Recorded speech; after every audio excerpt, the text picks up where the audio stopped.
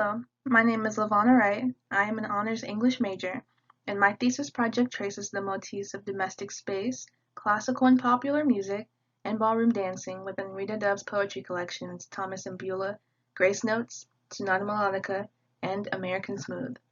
This project reveals how she both challenges and expands Black poetic culture by exploring topics previously considered outside of the purview of Black poets. This analysis demonstrates her ability as a poet to move beyond simplistic and constraining cultural expectations of Black poetry. Rita Dove has always carved her own path and has always been recognized for this endeavor, whether that comes in the form of literary praise or objective criticism. Criticism on Dove often centers on the authenticity of her own Blackness, specifically within the context of her subject matter. The need for a poet to write on certain subjects that are deemed authentically Black, to Dove, is restricting and silencing to experiences that do not. However, it is her defiance of conformity and commodifying her experiences that expands the perception of Black poetry and what Black poets can write about.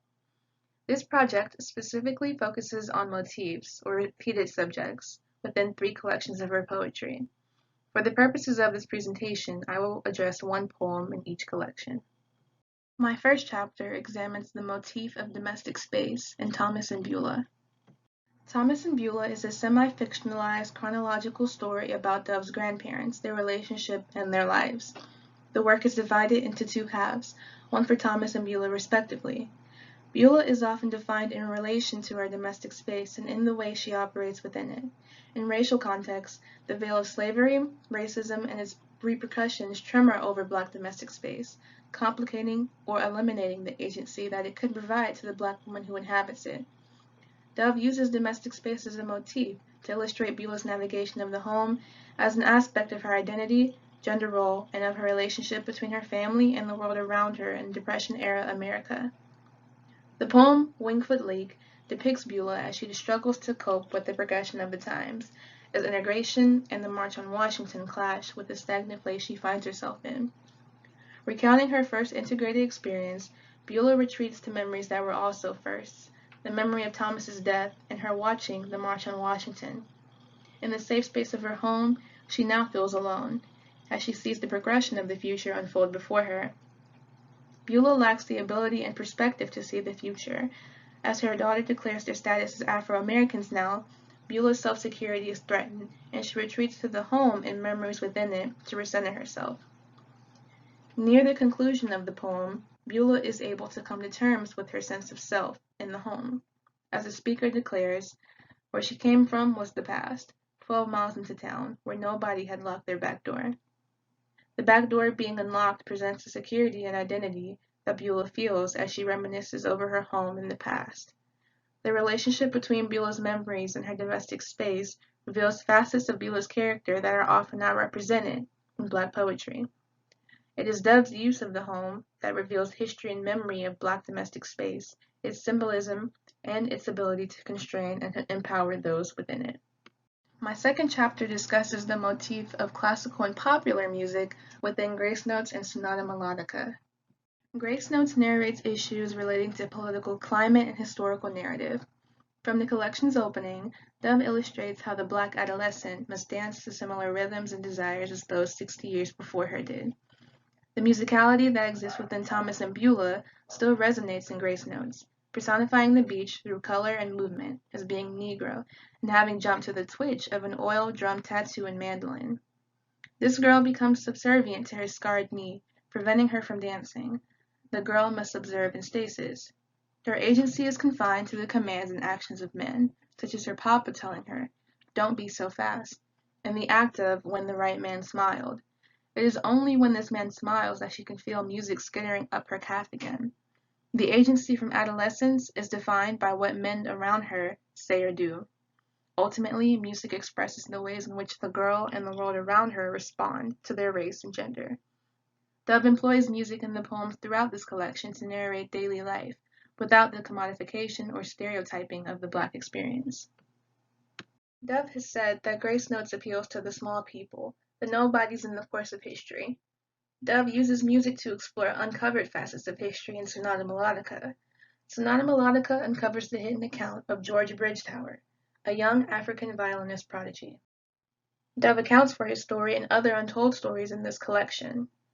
In her poem, Black Billy Waters at His Pitch, Dove's use of triple-line stanzas creates a musicality to the story of Billy Waters that constructs his history as song. Dove's use of the first person gives Waters the agency to tell his own story. Waters plays his fiddle to stay on track, ultimately creating the form of the poem. The chance rhyme between black and back permeates the poem, and it echoes the role of slavery that is unmistakably present in the black experience and history. The house on his back illustrates the depth of homelessness and the historic weight of whiplashes to a slave's back. As this refrain is repeated throughout the poem, its rhyme is interrupted only when Waters himself interjects. Though beggary is a condition that affects all men, white or black, according to Waters, his interjection mirrors the same racial inequality that befalls Bridgetower. He is seen first as black, then as Billy Waters. Music serves to provide he and Bridgetower a brief escape from the implications of their race. In this way, Dove gives voice to a marginalized figure of history through the use of classical music allusions and in her own musicality. My third chapter examines the motif of ballroom dancing in American Smooth. Dove's American Smooth refers to a type of ballroom dancing. Dove notes that American Smooth is a much more African American version of the dance, making it a language of the culture in its own way. However, ballroom dance is less canonized in Black poetry. Because ballroom dance has been commodified to a point of lower accessibility to people of color, it is often not given a place in the Black poetic canon. Dove employs American Smooth and other forms of ballroom dance in this collection to create a space for them to exist within the genre of Black poetry. Foxtrot Fridays emulates the rhythmic motion of the foxtrot dance. The poem's word choice also emulates the fast rhythmic movements that make up the dance.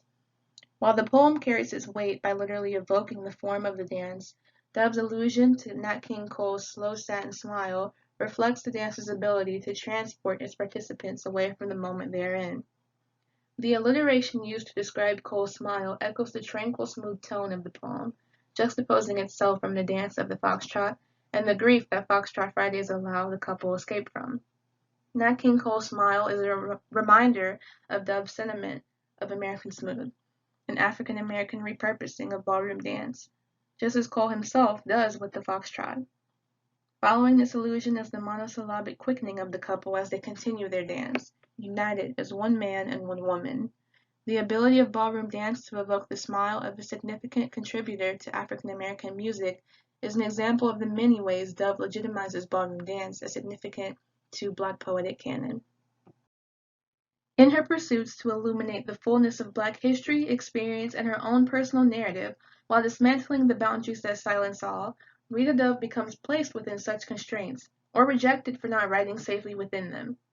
In challenging the purview of the genre, Dove pushes back against the idea that there is a legitimate way of performing or writing about Blackness. To write within a set of criteria in order to be legitimized as Black poetry is an act of placing boundaries within a genre meant to empower previously silent narratives. Rita Dove's employment of topics that are outside of the Black poetic canon reflect her ability as a poet to move beyond such pigeonholing. Breaking these boundaries, Rita Dove extends the line for Black stories that are disenfranchised to be acknowledged, celebrated, and validated, thus removing the literary bounds for Black artists to exist in.